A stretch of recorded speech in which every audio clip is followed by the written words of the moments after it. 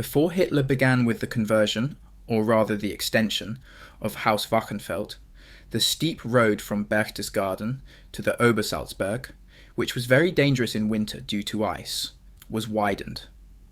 Amongst other things, it was Hitler's idea to install heating below the road. At his wish, the small old house was left untouched by the extension work creating the Berghof, which began in March 1936 after Hitler conferred with architect Degano from Gmund am Tegensee on the plans. A breach was made in the wall of the former staff room on the first floor, allowing a Roman arch and corridor to be built for access to the Great Hall of the new structure. On this new floor were also located the private rooms of Hitler and Eva Braun, the apartment of the house manager, and the staff rooms. We had two secretaries' rooms in the old house, the smaller being kept bright blue and white. Mine, rather larger, was painted red and had a balcony. Beyond the Roman arch, hung with heavy Bordeaux red velvet curtains, were broad wooden steps leading into the great hall.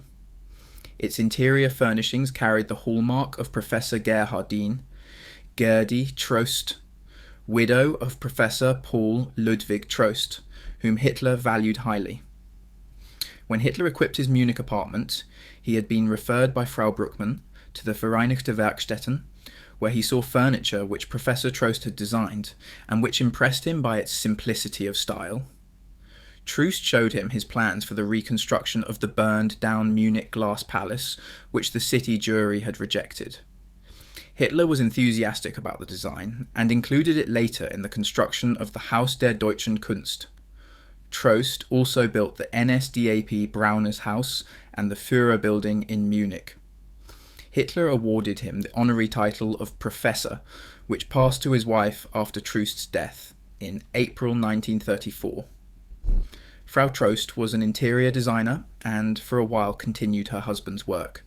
She designed tapestries and interior furnishings on commission for Hitler, as well as the document appointing Göring as Reichsmarschall and his marshal's baton. Frau Trost and Heinrich Hoffmann exhibited a display of sculpture and photographs in the Haus der Deutschen Kunst. She was a very intelligent, temperamental woman. The former staff room at Haus Wachenfeld became the living room. The green stove with its much-admired tiles made it the most comfortable room at the Berghof. Once the ban on smoking was lifted for the early and late hours, it became a great favourite. Sophie Stork, Bruckner's friend, was a very gifted artist and had painted various scenes on the stove tiles. In the interior of the house, particularly the Great Hall, it was always cool, especially when the house was fog-bound or when it rained, and so the female guests particularly would settle on the sofa near the warm stove. Another well-loved spot was the bookcase to the right of the window, which contained Meyer's lexicon, often used to resolve arguments. Should the guest have a difference of opinion on details such as the length of a river or the population of a town, the lexicon would always be called upon. Hitler, painfully exact on all matters, would then consult the two different editions of the lexicon just to be on the safe side. Although the seating below the underpart of the bookcase did not project much and was very uncomfortable, most people were keen to secure a place there because it adjoined the sofa under the window favoured by Hitler. After Hitler and Eva Braun retired upstairs, the guests would gather for a glass of sparkling wine before going to bed. This was a chance to relax after the official fireplace session, in which not everybody felt free and unrestricted. Here on the wooden sofa, covered with cushions, one could sit comfortably and rest one's arms on the table. The volume of conversation would often build up, particularly when Schaub and Hoffmann went for each other.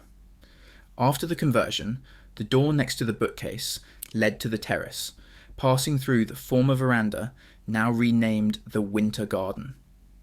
This was an assembly point for guests waiting for the appearance of Hitler before mealtimes in fine weather.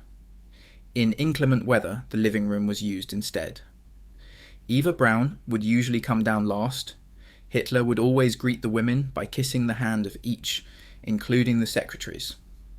Once all were present, the manservant, dressed in white dinner jacket and black trousers, would announce, "Mein Führer, it is arranged for you to escort Frau X."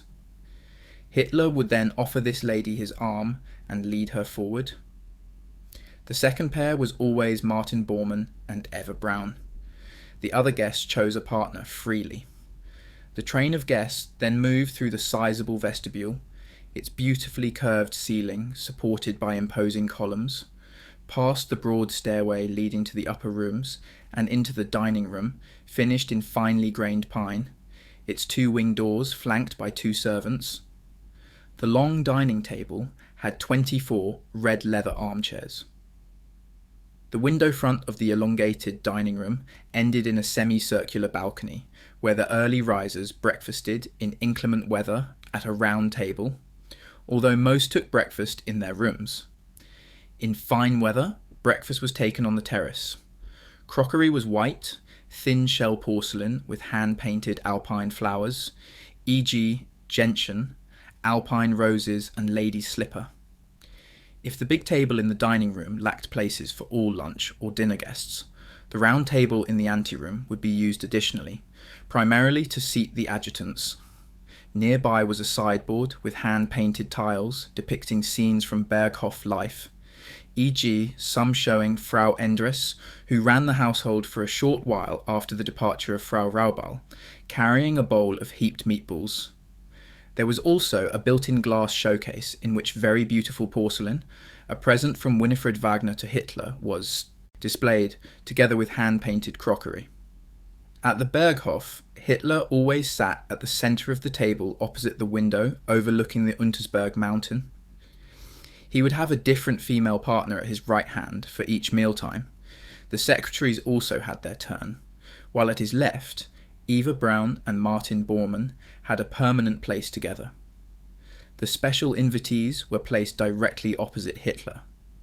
He laid stress on having a beautiful floral decoration at table. It was essential that the best blooms should be supplied from the most exclusive florists in Berlin and Munich. Excellent floral decorations were set for state dinners. When I think of the almond bushes, the long-stemmed roses, rare orchids, and gerbera, amongst other expensive blooms which transformed the rooms into a literal paradise of flowers, then I definitely believe that these decorations far exceeded the costs of the menu on such occasions. That at least was what was whispered. The porcelain and silver cutlery were made to Hitler's design. They bore the sovereignty symbol, the eagle with spread wings with right and left the initials A and H in the old script. The design on the porcelain being in gold. The fare was simple and traditional, as a rule soup, meat, vegetables, salad and dessert. Hitler's household functioned like a well-run hotel. From Martin Bormann's market garden on the Berg, fresh vegetables and salads were delivered daily. The farm provided milk, eggs, red and blackcurrant juice, grape and apple juice, honey from hives in the wooded regions of Obersalzberg and the Kehlstein. When Hitler recognized the medicinal qualities of hops, he would indulge himself later in a beer brewed for him specially. His favourite meals at the beginning of the 1930s were white beans, peas and lentils, vegetable dishes and salads. During the war, when a dietitian cook was employed, he followed the Bircher Benner diet. He was sincerely opposed to meat eating, and according to Julius Schaub, became vegetarian after the death of Geli Raubal. He was absolutely convinced that meat eating was harmful. As an example, he cited horses, bulls and elephants, all plant eaters, which had great strength and endurance. Contrast them with dogs, he would say, which are confirmed meat eaters, and, after a bit of effort, finish up panting with their tongues hanging out. In his opinion, meat was dead, putrefied matter, and in addition he disapproved of the cruel manner in which animals were slaughtered in the abattoirs. Once I discussed this with Ada Klein. When I mentioned Hitler's remarks about meat eaters, she recalled an incident at Easter 1926, when she visited a matinee of the Zigeunerbarren in the Gärtnerplatz Theatre. Afterwards, they ate at the Café Victoria, in the Maximilianstrasse, opposite the Tierstrasse, now the Restaurant Roma. Hitler ordered kid liver. The waiter brought a giant portion. Hitler asked, "Is that the liver from one kid?" Waiter replied. No, from 2. At that, Hitler remarked to Ada, the human is an evil animal of prey. 2 small innocent animals were deprived of life to provide a glutton with a gourmet dish. I believe I shall become vegetarian one day. After Gailey's death, he actually did convert, and never tired of holding forth from time to time, during meals on the brutal methods of slaughter. When Eva Braun then gave him a pleading look to not go on about it so at the meal table, because it put many guests off their food listening to the discourse, this confirmed the correctness of his opinion. On the other hand, he would go into almost poetic rapture whenever he described how his own vegetarian meal had been grown. The farmer sweeping the seed, fan-wise from his hand in that great gesture with his arm as he bestrode his fields. How the broadcast seed fell to earth, sprouted and grew into a green sea of waving stems, turning slowly golden yellow in the sun. This picture alone, he believed, should tempt man back to nature and her produce, which is given to mankind in wasteful fullness. He would always round off by saying that he did not intend to convert anybody to vegetarianism, for if he did in the end, nobody would accept his invitations to dine anymore. He would often recall the meals he enjoyed most as a child. These included bread rolls with meatballs and sorrel sauce, which his mother used to make. Marion Schönmann, a native of Vienna, very often the guest of Hitler and Eva Braun at the Berghof, once joked that she would make some for him. Next day, wearing a chef's white outfit, she caused uproar in the kitchens, set the staff in high dudgeon, and created an awful mess, the result of which was meatballs as hard as iron. Hitler, who enjoyed getting the better of his female compatriot, did not miss this opportunity of berating her much vaunted skill in cooking, and suggested she should use her recipe to defend the turreted castle she owned near Melk on the Danube. Years later, he still relished retelling the story of Frau Schönmann's meatballs. When the diners rose, he would always kiss the hand of Eva Braun first, and then that of his female partner at table. During the meal, Eva Braun took little part in the conversation, at least in the earlier years. Later, when her self-confidence grew, she would talk if she felt so inclined. She would allow her impatience to show if at the end of the meal, Hitler embarked on one of his favourite topics instead of rising. In the war years, when her influence on Hitler was more certain, she would even go so far as to cast looks of disapproval in his direction, or ask in a loud voice what the time was. Hitler would then quickly abandon his monologue and rise from the table. Until the war, on his walks on the Obersalzberg, which led to the small tea house on the Muslaner Kopf, Hitler would wear a ghastly khaki windcheater, far too long and several sizes too big for him, and a nondescript hat with a wide brim to protect his sensitive eyes. This hat was the curse of the photographers, for it only allowed them to get a shot of the lower half of his face. Eva Braun, very conscious of appearances, would often criticize his clothes, but he ignored her. Only if she repeated her criticism too often, and he saw it as a criticism of his taste, would he let his annoyance show. When Eva once spoke disapprovingly of his hunched shoulders when walking, he brushed this aside with, "Those are the great worries of state which weigh me down." On these walks in wartime, he preferred a black cloak. He kept to well-maintained bridle paths at the sides of the farm meadows, a walking stick in his right hand, the lead of Blondie, his German shepherd, in the left. He would always go in company with the newest arrival amongst the guests. It would take a comfortable half-hour to reach the tea-house, built by Professor Fick in 1937 and resembling a low, tower-like pavilion. On a rocky promontory, equipped with a guardrail, he would then stand enjoying the view over Berchtesgaden and Salzburg, both hands resting on the walking stick. Speer is mistaken when he says that Hitler had no feeling for the beauty of the landscape. Hitler would always wait at this promontory for his guests to catch up, and then all would enjoy the view together. Once everybody had looked their fill, far below the river Ache curled through the valley, Hitler would lead the way to the tea-house. There was a cloakroom in the porch, and then one entered a room of bright marble with a large fireplace. Furnishings were deep, chintz-covered armchairs at a round table. Tall, narrow windows in the south face of the tea-house allowed a good view of the mountains. The fireplace was on the north side. Above it, a gold-framed mirror reflected the crystal-crowned lights in the ceiling and the beeswax candles in wall holders. I never saw the grate lit. As a source of warmth, it was superfluous, for central heating was installed below the red marble floor tiles. While the visits to the small tea-house on the Muslaner Kopf formed part of the daily ritual, the tea-house on the Kehlstein was rarely visited. It was at 2,000 meters, and Hitler felt unwell in the thin air at that altitude. This little house on a mountain top was like a fairy tale with which he enjoyed surprising foreign heads of state. Hitler would often proudly relate the fascination of his visitors for the road which led to the Kehlstein, often skirting the edge of the precipice. Further on, they would be impressed by the tunnel drilled into the mountain with its imposing metal lift, and then the overwhelming sight over the majestic mountain world of Berchtesgaden.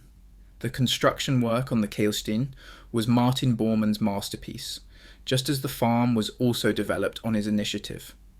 While the guests to the small tea-house drank mostly tea or coffee, Hitler and Eva Braun preferred cocoa. The selection of cakes and pastries was very tempting, but Hitler always had apple pie, its pastry breath-thin, low in calories, with thick slices of baked apple. Later, cognac and liqueurs were offered. To be a couple of kilos overweight was a serious political matter for Hitler, and if it suddenly became difficult to button his jacket at the midriff and the scales confirmed an increase in weight, especially if a party rally was in the offing, he would reject anything sugary and eat very little. He would always proclaim a diet by declaring, "I have to eat less, I am putting on fat, I must lose it." His iron will would bring about the hoped-for result, and then he would announce, "So I am back to my old weight. I have lost 7 kilos in the last 14 days. Battling his tendency to corpulence was spurred less by vanity than his awareness of people's disapproval of well-fed orators, and most of all, his fear of being ridiculed, both of which kept him on the path of moderation. Goering's corpulence, on the other hand, did not worry him, for he found both Goering and Dr. Morell well-proportioned. One saw that the same fear of ridicule was the reason for his decision not to wear leather shorts, the so-called shorts regalia of Bavaria, or be seen in bathing trunks. To his mind, such articles of apparel were inappropriate for heads of state. In the tea-house, Hitler loved to hear amusing stories, and people who could tell them were very welcome. It would have been unthinkable to tell obscene stories or a dirty joke in his presence, though. The bold comedian would receive an "if looks could kill" look, and be wise to excuse himself. The spiciest stories he tolerated were the Graf Bobby kind. For example, a nobleman had been invited to a dancer's flat where they had taken tea and afterwards taken a bath together. Now the nobleman had no peace, wondering whether there had been something more on offer from the lady. Hitler would listen to stories like these with a contented smile. Often those present would score points off each other. I remember a conversation between Dr. Goebbels and Dr. Dietrich, the Reich press secretary. Dr. Dietrich had stated that his best ideas came to him in the bath. Goebbels responded, "Then you should bathe much more frequently, Herr Dr. Dietrich." Sometimes in these sessions, Hitler would laugh till he cried. New arrivals at the Berghof were very welcome at the tea-house, where conversations gradually degenerated into monotonous repetitions for lack of fresh blood. Talk would become a murmur if Hitler fell asleep in an armchair, although as soon as conversation died away, he would waken immediately. Hitler also showed great interest should two people get their heads together at the big round table in the tea-house, or perhaps discuss a document in an undertone, or hold an illustrated magazine in the hand and point to a particular section. Then he would want to know about it at once. What's new there? Awareness of this curiosity on His part was often used to skillful effect by clever guests. In this way, certain matters could be brought to his attention, which were otherwise delicate to broach. The Schireks liked to bring along American magazines. Once, one contained illustrations of American women working in the armaments industry. In another, 2 women boxed while standing in a sea of herrings. Hitler made fun of both, but found the latter particularly objectionable. While in the tea house, Eva Braun would get a manservant to find out what new films had arrived from the propaganda ministry in Berlin. If Hitler did not require the Great Hall for a conference, after our return, usually by car, Hitler's vehicle would have an adjutant, the manservant and Blondie besides himself as passengers. She would arrange a film show before the guests retired to dress for dinner. The procedure for dinner was similar to that at midday. Guests sat near the warm stove or on the sofas with their many cushions which surrounded the great rectangular table. A hanging lamp spread warmth and helped create a pleasant atmosphere. Everybody would be waiting for Hitler, who might be talking with a conversation partner either in his room on the first floor or in the Great Hall. Hitler's talks always had priority, and it was not an infrequent occurrence that dinner would begin very late. As soon as Hitler entered, the midday ritual would be reenacted. The manservant would appear and announce that dinner was served and which Lady Hitler was to accompany at table. The mood at dinner was freer and the conversation less forced. The ladies would have dressed a little less formally and applied makeup to enhance their appeal. Eva Braun's younger sister, who never economized on the lipstick, often motivated Hitler into recounting the children's fable about how lipstick was manufactured in the Paris sewers. Eva Braun would hold her nose and plead in feigned despair, "Oh, please, not again." The effect of this fable appeared to give Hitler a lot of amusement, which was why he repeated it so often. In 1926, when Ada Klein was walking in Munich with a female friend, they chanced to meet Hitler, who joined them. When a lady wearing heavy makeup passed in an open car, Hitler exclaimed, "Now I know why so many men have stomach complaints. During kissing, they eat all that stuff on women's lips." One day he selected a very beautiful bloom from a table vase and tossed it rather insolently to a lady, his expectation being that she would put the flower in her hair or jacket. On another occasion, upon seeing a woman wearing a flower, he offered her another which he thought suited her better. In the earlier years, Hitler took pleasure in such gallantry. Ada Klein recalled that in the so-called Eckhart room at the Brauner's house at Easter 1933, he withdrew a small yellow chick from the table decoration, took her hand, opened it, placed the chick very tenderly inside, and closed the hand again. In the evenings, one would remain seated at table a little longer. After the meal, if there was a meeting in the Great Hall, a film would be shown in the bowling alley, provided there was no bowling. This was rare, however, for the noise from the alley could be very distracting in the Great Hall, and generally we would retire to the living room and wait for Hitler's conference to finish. Conversation had to be carried on in low tones. As mentioned, for the Great Hall was only separated from the living room by a velvet curtain. When Hitler was ready, this would be drawn aside by a waiter, and Hitler would then ask, "Shouldn't we sit at the fireside a little?" That was always the prelude to an evening spent there. The guests would descend 5 steps from the living room into the Great Hall, of which Hitler was particularly fond. It had a high ceiling and a floor area of almost 200 square meters. The floor was laid with a strawberry-coloured pile carpet. 3 marble steps led to the armchairs around the fireplace. There was little other furniture there, 2 large cabinets, some chairs near the great window, a large conference table, a globe, a grandfather clock, then a piano and some small commodes.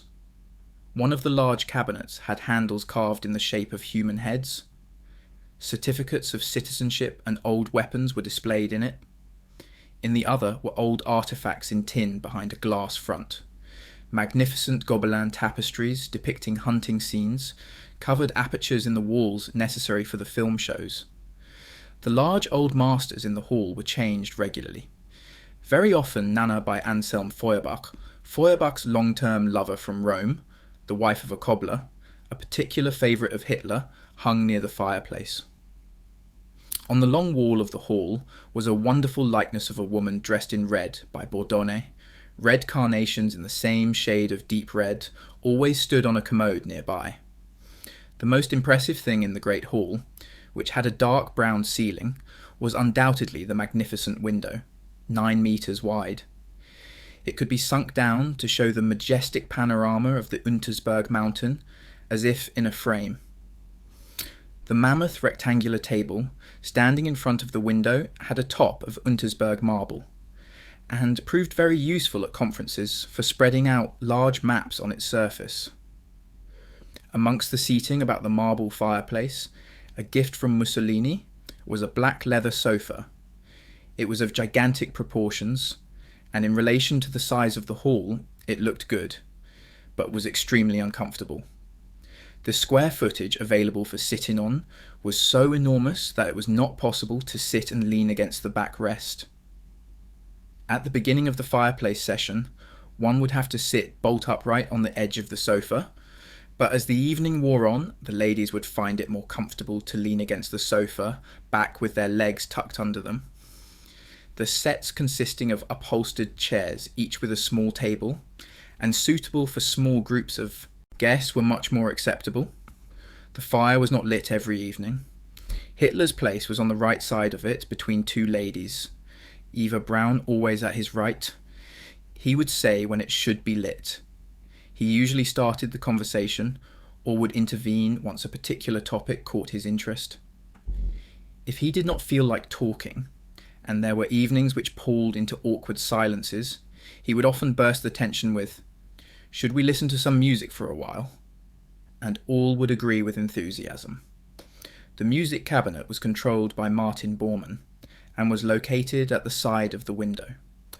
From the long repertoire, he had drawn up the greatest favourites were the symphonies by Bruckner and Beethoven, the songs of Richard Strauss, Hugo Wolf, Brahms, Beethoven, Schubert and Schumann, and the last act from Ida. Hitler was very partial to Richard Wagner's works, of course. In first place for him was Tristan and Isolde, a work of which he once said that he would like to listen to it in the hour of his death. Hitler considered Wagner to be the man who reawoke German culture from the spirit of music. Wagner's musical language was to Hitler's ears like a divine manifestation. He had seen some of Wagner's operas very frequently, and nothing in the world would induce him to miss the annual Bayreuth Festival, not even the Spanish Civil War in 1936. He sponsored Bayreuth financially, and was planning to make visits to the festival available to all sections of German society, a national pilgrimage, so to speak. The Deutsche Arbeitsfront, the official organisation for German workers, arranged trips to Bayreuth for workers and employees to develop enthusiasm for Wagner's works throughout all strata of society. Hitler also enjoyed light classical music such as The Merry Widow, Die Fledermaus and Zigeunerbaron.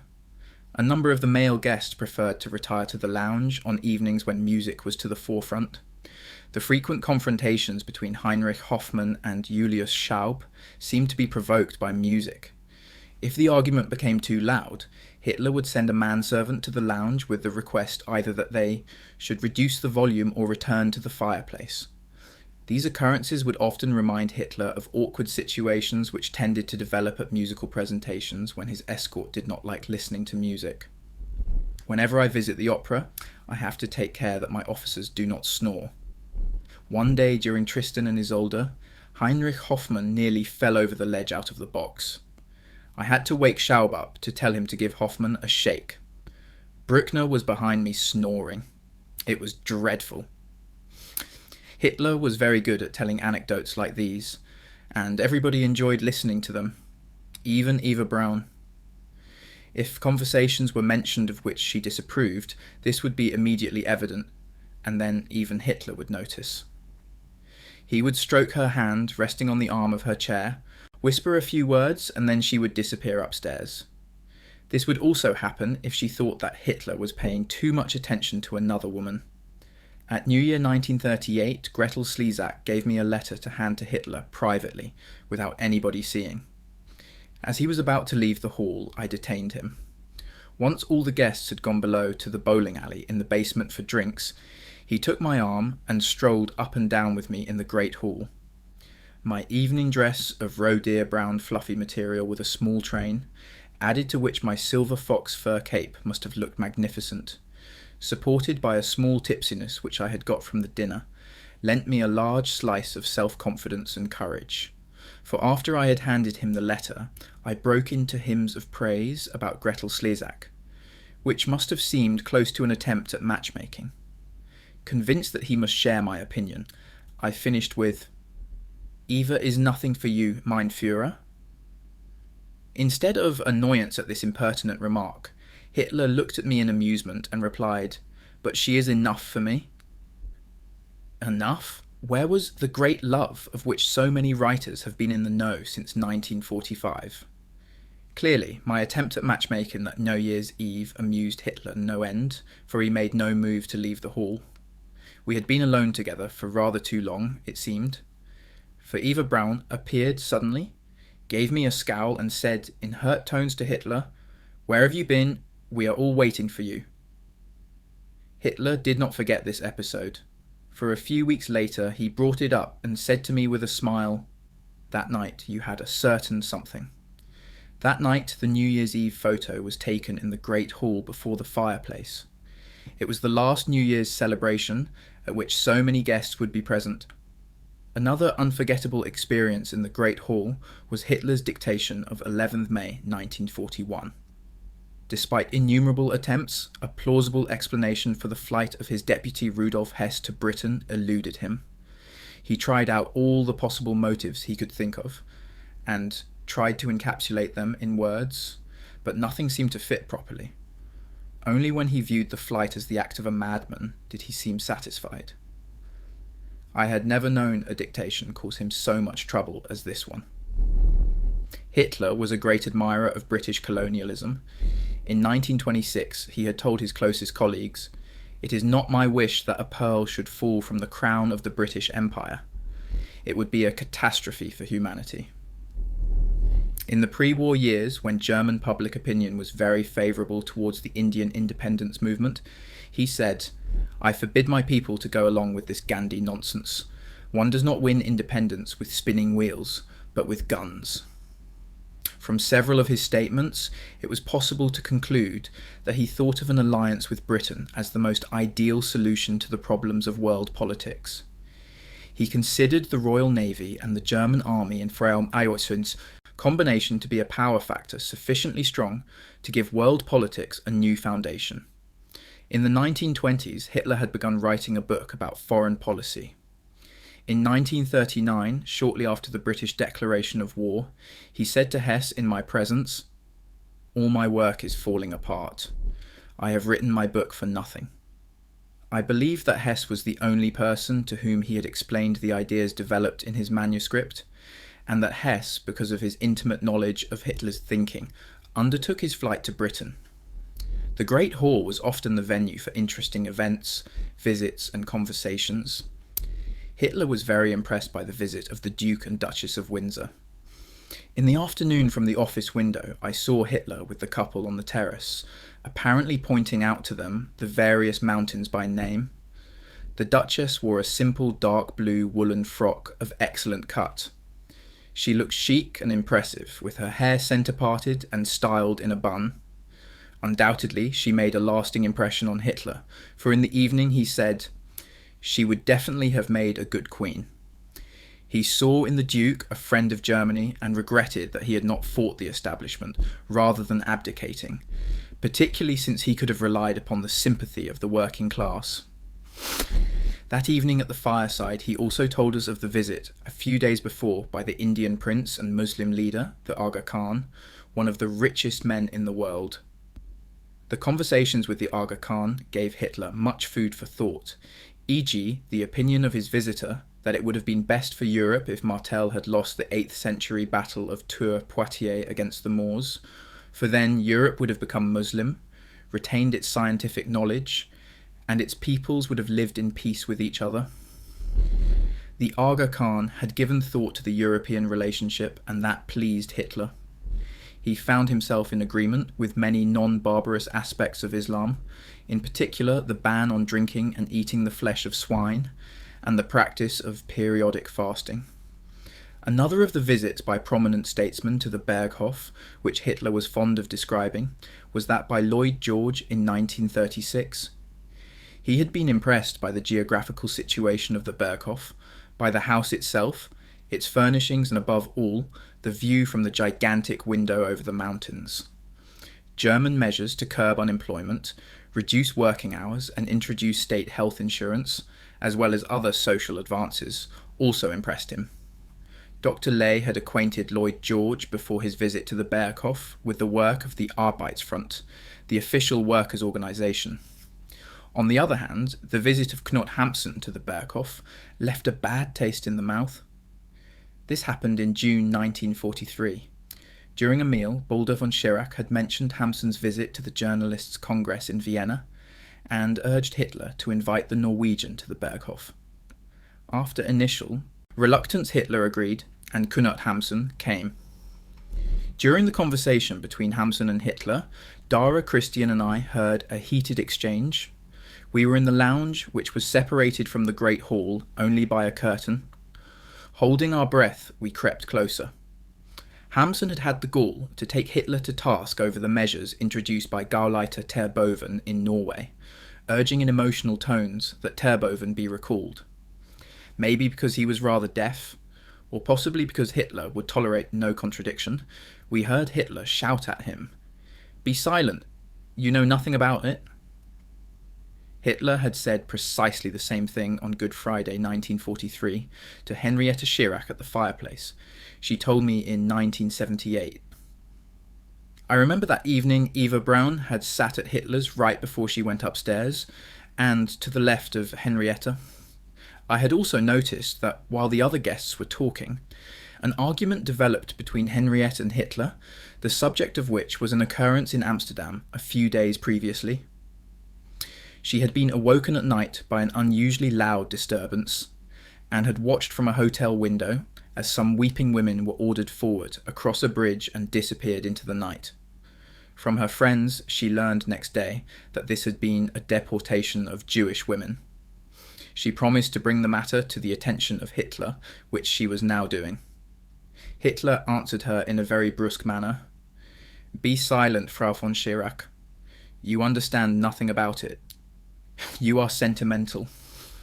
What does it matter to you what happens to female Jews? Every day tens of thousands of my most valuable men fall while the inferior survive. In that way, the balance in Europe is being undermined." And here he moved his cupped hands up and down like a pair of scales. "And what will become of Europe in 100, in 1,000 years?" In a tone which made it evident that he considered the matter closed, he is said to have declared, "I am committed by duty to my people alone, to nobody else."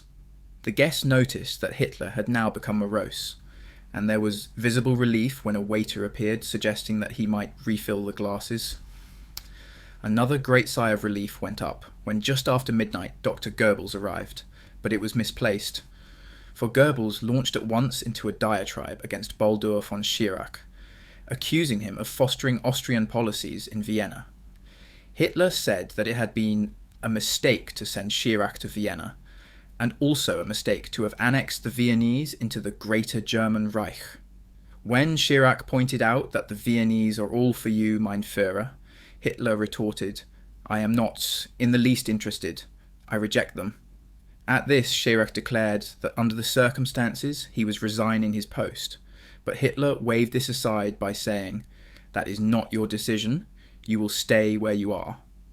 Next morning, there was a deathly stillness over the Berghof. However, this had nothing to do with the departure of the Schirachs, who had driven off in the early hours without so much as a "by your leave." On Martin Bormann's orders, it was always quiet across the entire Berg every morning, because Hitler spent most of the night studying reports and other documents, and slept in more or less until noon. All house guests in the floor above his had to pay heed. One had to tiptoe around the bed and not bathe until midday. All guests were also required to make no noise on the terrace, where Eva Braun liked to spend time amongst her friends in a deck chair until Hitler appeared. Frau Schneider was her friend of longest standing. Of the other women, one or another of the doctors' and adjutants' wives would be in favour with Eva Braun from time to time, and would be invited to Portofino with her, this being a place she adored.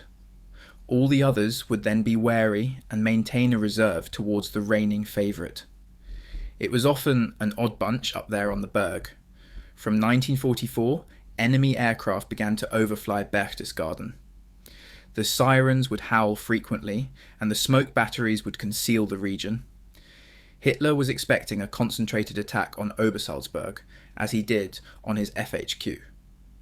In 1943, bunkers were built, ready by Christmas. They saved my life in 1945. Within a few steps of the back door of the house, there was an iron door from where 65 steps led down to the bunker complex. After the Führer bunker in the Reich Chancellery Park had been reinforced, Hitler withdrew his FHQ to Berlin in January 1945. The bunker had been intended as a temporary refuge during air attacks, but after the upper rooms of the Radziwill Palace, particularly the library, had been made uninhabitable by incendiaries, Hitler spent most of his time with his staff in the bunker. It extended below ground into the Reich Chancellery Park, where there was an emergency exit in the form of a small concrete turret. There were several stairways from the main building down into the bunker. In the Radziwill Palace, the adjutancy wing, including the staircase room, was undamaged. And so at the beginning of 1945, we secretaries would take our meals during the day, with Hitler behind drawn drapes with the lights on, while outside the spring sun shone down on the gutted Hotel Kaiserhof and the propaganda ministry. The evening meal was served in the Führer bunker in Hitler's small, sparsely furnished room. Already narrow, it was equipped with a small writing desk, a small sofa, a table and 3 chairs. To move across the room required a repositioning of the chairs. The room was cold and unpleasant. On either side was a door, one leading to his bathroom, the other into a cramped bedroom. The study was dominated by a portrait of Frederick the Great, which hung over the writing desk. With his large, powerful eyes, the old ruler glared down at Hitler. The oppressive narrowness of the room and the overall general mood in the bunker had a depressing effect. At 6 a.m, when Hitler received us after the nightly situation conference, he would usually be lying exhausted on the little sofa. His physical decline made daily advances despite his desperate attempts to hold himself together. He always managed to rise to greet us though, sinking back after a while, his manservant raising his feet for him. He was almost permanently emotional, and his talk was increasingly the monotonous repetition of the same stories. At lunch, dinner and the nightly tea sessions, i.e. in the early hours of the morning, the same again. Thus, almost every day he would tell us, "This beast Blondie woke me again this morning. She came to my bed, wagging her tail, and when I asked her, 'Do you have to do your business?' she dropped her tail and crept back to her corner. She is a sly animal." Or, "Look, my hand is improving. It is not trembling so much. I can almost hold it out firmly." The things he talked about became gradually more flat and uninteresting. He no longer discussed the church, racial problems, economic and political questions, about being Nordic and German, ancient Greece, or the rise and fall of the Roman Empire. He, who had always been so passionately interested in all matters of science, zoology, botany, and human development, spoke out in the latter months only on dog training, nutrition, and the stupidity and degeneration of the world. The morning tea session usually went on for 2 hours. Afterwards, Hitler would rise and drag himself to the dog's box. Blondie had had puppies in March, and from the litter, Hitler had selected a male puppy to raise and train himself. He would remove this animal from the box, sit in his room with the puppy in his lap, stroking it incessantly while muttering its name, Wolf. After a while he would return the puppy to its mother and take his leave of us to rest. This was latterly around 800. It would not leave him much time for sleep, for the sirens would generally start up at about 1100. On the approach of enemy bombers he would always get up, for he feared that a bomb falling diagonally could penetrate and collapse the bunker wall. Since the bunker was below the water table, there was a danger that in such a case the water would rush in. Accordingly, when enemy bombers were arriving, he would dress fully and even shave. During an air raid alarm, he would never remain alone in his room. Dinner, usually between 2100 and 2200, was customarily an extended affair. The approach of enemy aircraft would often be announced during this period, when the wire and police network would be switched on. The radio channel broadcast a monotonous bleeping when not passing reports about the bombers. We used to sit listening to the bombs exploding, and there was never a day when the government district was spared. In the heavy air raid of 3rd of February 1945, 58 HE bombs fell around the Reich Chancellery. Every time a bomb exploded in the vicinity, the bunker, lying in groundwater, would tremble perceptibly. If the lights flickered, Hitler would say, "That was near. That bomb could have hit us." After the all clear, he would at once request a damage report and listen to it calmly without interrupting. The nightly situation conference would not begin until long after midnight and would often last until dawn. Then the tea session would follow. He would play with the dogs and sleep a few hours until the next aerial intrusion, which would take us to lunch. Afterwards, he would call the afternoon situation conference, and the whole game would begin again. On Hitler's 56th birthday, on 20th April 1945, Berlin was surrounded, and the first Russian tanks reached the outskirts. We could hear the thunder of the field guns from the Reich Chancellery. The chorus of congratulations from the personal staff and the military that morning was very restrained in comparison to earlier years, whereas that of the Allies was much more impressive. The series of rolling air raids lasted from early morning until 0200 next day. We no longer left the bunker. According to the service roster, Johanna, Wolf and I had to keep the boss company until lunch. The mood was very gloomy as we ate. That evening, during the bombing raid, just before 2200, Johanna and I were summoned by Hitler. He received us in his room, looking tired, pale and listless. The situation over the last 4 days had changed considerably, he told us. On 16th April at lunch in the staircase room, when I asked him whether we would remain in Berlin, he had replied almost involuntarily, "Of course we shall remain in Berlin. You need have no fear." I told him that I had no fears, since I had come to terms with dying.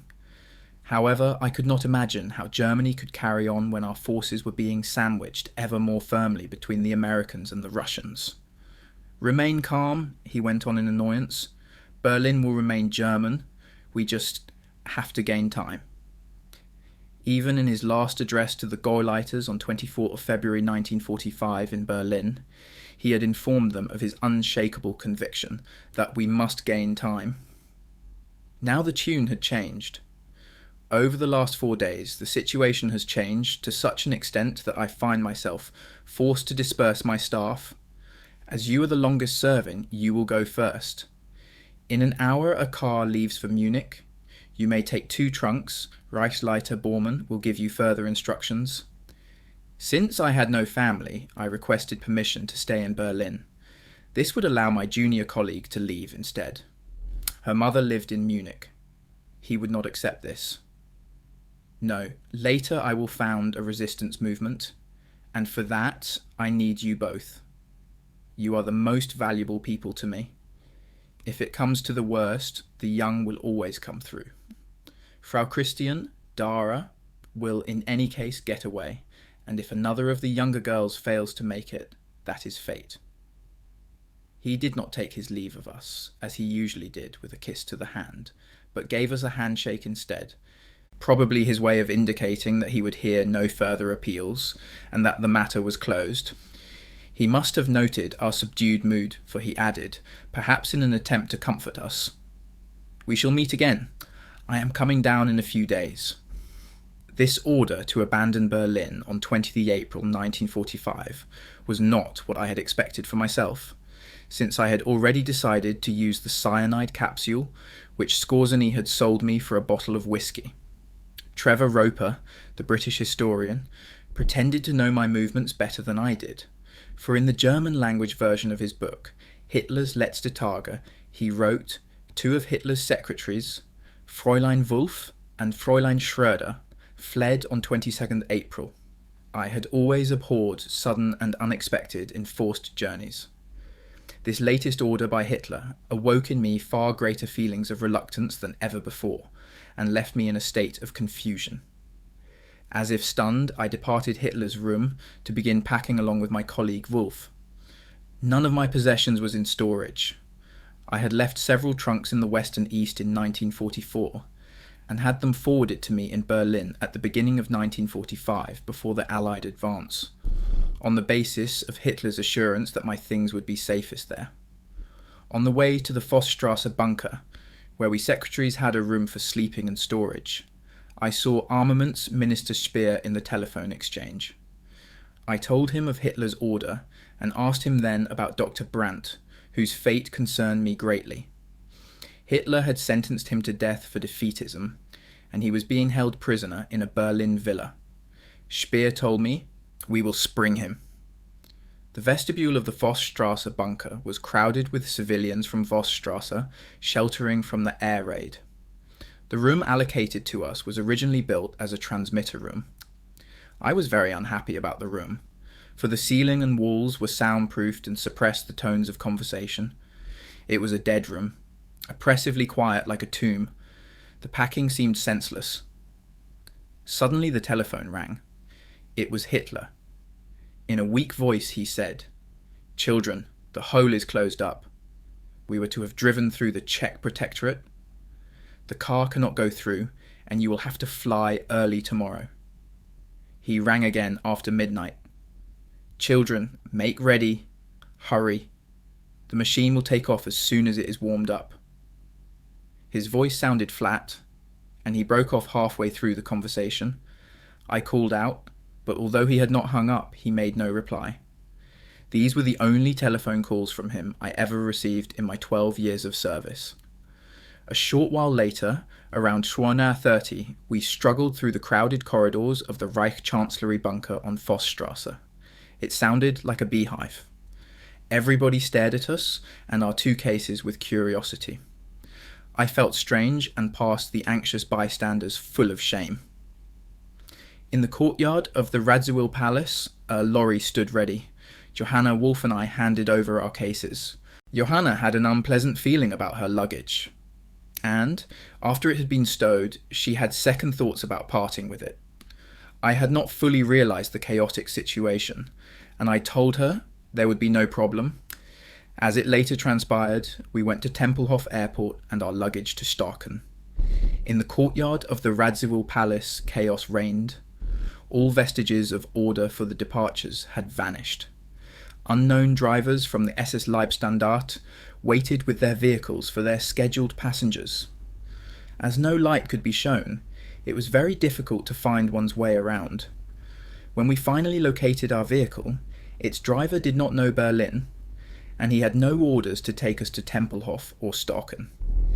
Eventually he got us to Tempelhof. How he managed to get round the red tape, I have no idea.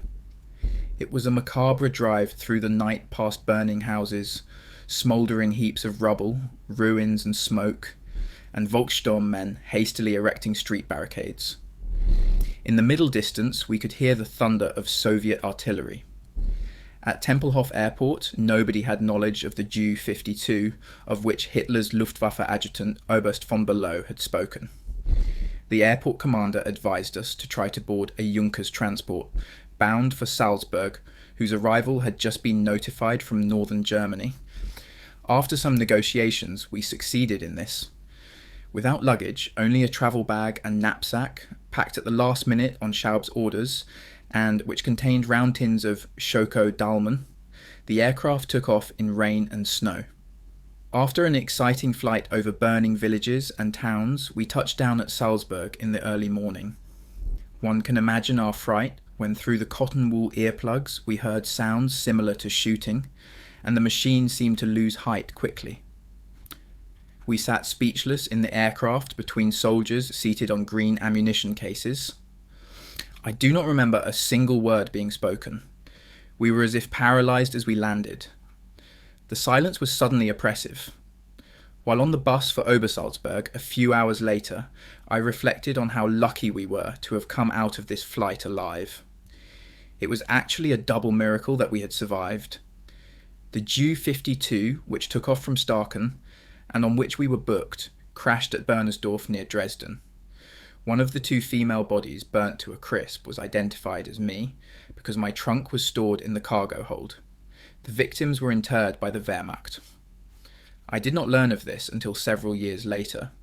The crew had allocated our two unclaimed seats to two other women, and it was their remains which were wrongly identified after the crash. German soldiers in the Bernersdorf vicarage removed some of the items from my trunk, and left the remainder for the Soviets. This was at any rate what I was told by the priest, who was unable to reveal any details at all about my alleged burial, and said I should contact the authorities in East Berlin. The identity of the woman who took my place aboard the aircraft and was buried under my name was researched for many years, but remained a mystery. Upon our arrival at the Berghof, we found some guests already there. Eva Braun's sister was very pregnant. Their mother, Frau Franziska Braun, and Hertha Schneider, Eva's long-term friend, were also present. They had no idea of the catastrophic situation in Berlin, and asked when the Führer would be coming down. They saw us as the vanguard, for besides Hitler's naval adjutant Jesko von Puttkamer, some of the SS Begleitkommando had moved into quarters at the Berghof, proof that Hitler had at least given some thought to coming to the Alpine redoubt. There were frequent air raid alarms when Obersalzberg would be hidden under a smokescreen. The enemy aircraft passed overhead without bombing. 2 days later, on 24th April 1945, Hitler's personal physician, Dr. Morell, arrived. He was very distressed and bitter. The Führer distrusted him, he said, and had sent him packing. It had hit him hard. After a short stay, he took his leave, saying he was going to Bad Reichenhall. Even Frau Kannenberg turned up in order to join her husband at Tamsi. Here I must mention something about Dr. Morell. Dr. Karl Brandt was often incorrectly described as the Führer's personal physician. Dr. Brandt and the deputies he had suggested, Dr. Haas and Dr. von Hasselbach, were only Begleitärzte. That is, they were available to perform emergency surgery on Hitler, if so required during his travels. The personal physician, Leibarzt, was Dr. Theodor Morell. Dr. Morell had a luxury practice on the Kurfürstendamm in Berlin, most of his patients being from the artistic world. He originated from Hesse, was of average height, corpulent, and wore a good-humoured expression. Hair sprouted from his ears and cuffs. On his thick fingers he wore exotic rings obtained during overseas voyages, on which he had also picked up some foreign eating habits. For example, he would not peel an orange, but bite into it until the juice squirted out. He was also vain. If a photographer reached for his camera, Morell was suddenly at Hitler's side. The Foreign Ministry Protocol section, which was responsible for the award of foreign decorations, rightly feared that Morell was wearing medals to which he was not entitled, and this could compromise Hitler. Moreover, Morell was said to be a profiteer. Another quite special objection to him was the foul-smelling delousing powder he had patented, and which he spread in large quantities around his barrack hut at FHQ. How had he been appointed Hitler's personal physician? In 1936, when Hitler's chronic gastrointestinal disorder would not respond to treatment, Heinrich Hoffmann had recommended a wonderful doctor of his personal knowledge, and he succeeded in overwhelming Hitler's aversion to having an unknown physician treat him. when Dr. Morell brought about a decisive improvement in the complaint with the mutaflor drug, used nowadays for ulcerative colitis, and which renewed the colonic bacteria, and also rid Hitler of the eczema on his legs, Morell won Hitler's total confidence. Hitler named him his Leibarzt and later made him a professor. As soon as Hitler reported any discomfort, Morell would be on the spot with his injections. Any cold, even amongst Hitler's close staff, was suppressed before it developed. Hitler had no time to be ill, he repeated over and over, and Morell based his treatment on that dictum. He began with harmless glucose, vitamin and hormone injections. Then he went over to Vitamultin, a wonder drug he had produced in his own pharmaceutical laboratory, available in ampules and gold-wrapped tablet form. Hitler became increasingly dependent on this drug until one day it no longer had the desired effect, and Morell had to look for something stronger. My assumption seems confirmed by an article appearing in edition 7 1980 of Spiegel magazine under the title Hitler, An der Nadel. This was based on the book by Leonard L. and Renate Heston, The Medical Casebook of Hitler, which concerned itself with the same question. Morell's files were made available to the US psychiatrists, and the drug Vitamultin, containing the stimulants Pervitin and caffeine, was described as an especially effective preparation because caffeine enhances the effect of Pervitin. In the autumn of 1944, when Dara and I took tea alone with Hitler, we found him in a strikingly relaxed mood. The waiter had placed his painful leg on the sofa for him, and now he was stretched out comfortably. During a murmured conversation, he suddenly threw open his arms and spoke ecstatically of how lovely it is when two people find themselves in love. Dara and I were astonished, for we had never seen this mood before, Hitler given so mysteriously to the joys of love. Afterwards, we sought out Dr. Morell in his hut and asked why the boss was behaving so strangely. Morell looked at us over his glasses with a sly smile. "So you've noticed?"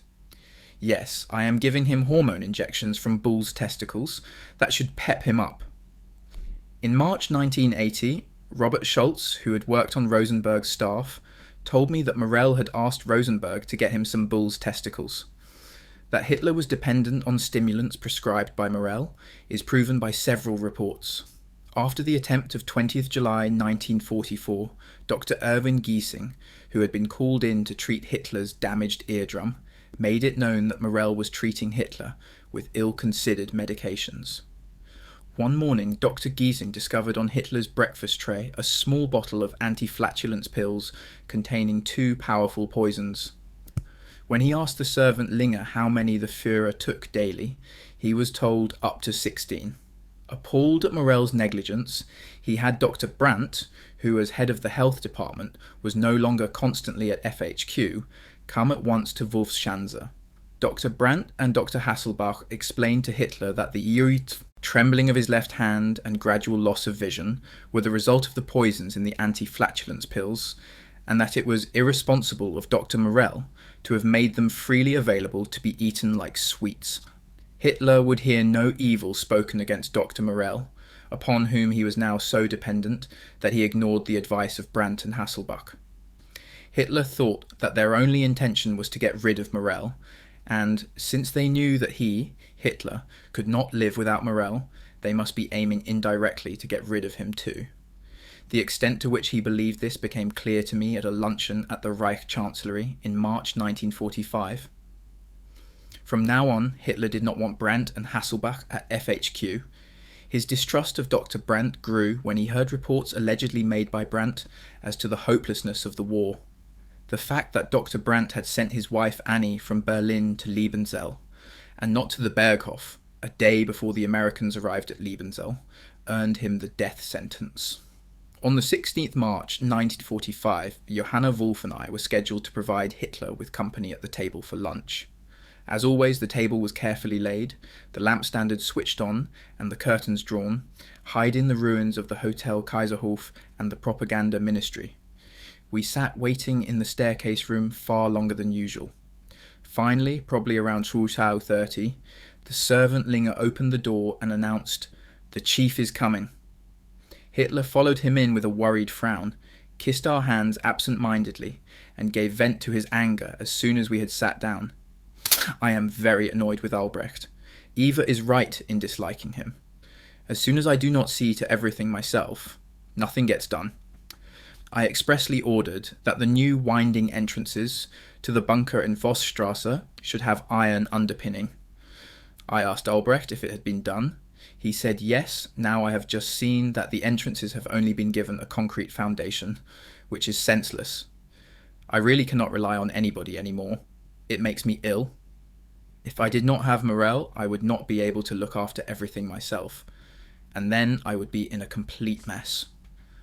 And those idiots Brandt and Hasselbach wanted to get rid of Morel. What would have become of them the gentlemen failed to ask themselves. If anything happens to me, Germany is lost, for I have no successor. This talk of no successor was not new. After Hess went to Britain in 1941, Goering was the official successor, but Hitler did not think he was capable.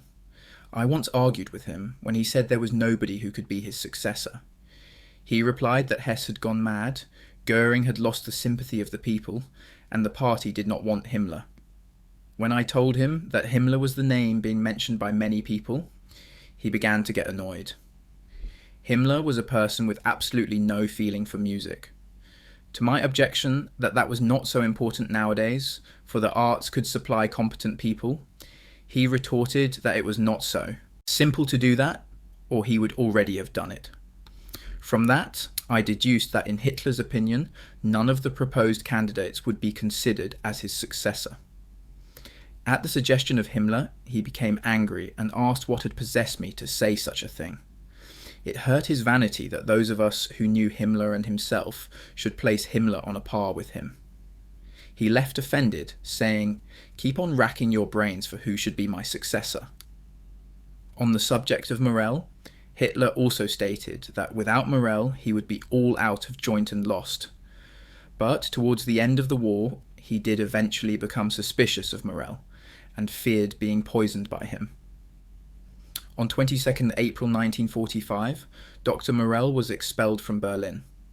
During my internment at Ludwigsburg camp, Dr. Brandt arranged a brief meeting with me. He told me that the Americans had put him into a cell with Morel. He had told Morel, "You swine," which signified that he held Morel responsible for having ruined Hitler's health. This would certainly not have been done on purpose. What was Morel to do when, as time went by, medicaments lost their potency on Hitler, who then demanded that Morel kept him able to work? Ultimately, there was probably nothing else he could do but give in to Hitler's wishes.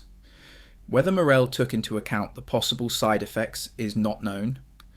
Albert Bormann, Martin Bormann's brother, had meanwhile arrived at Obersalzberg from Berlin and was living in the Berchtesgadener Hof with his very pregnant wife. On the morning of 23rd April 1945, he was summoned to Goering's property above the Berghof. Afterwards, Albert Bormann dictated to me the content of this conversation. Goering had asked him where the records of the situation conferences were kept. "They must be destroyed immediately," he said, "or the German people will discover that for the last 2 years they have been led by a madman." Albert Bormann told me to type a string of dots in place of this sentence. He believed that Goering was intent on being Hitler's successor. That same evening, the Berghof was suddenly surrounded by armed SS. Nobody was permitted to leave the house. My first thought was that Himmler had staged a coup.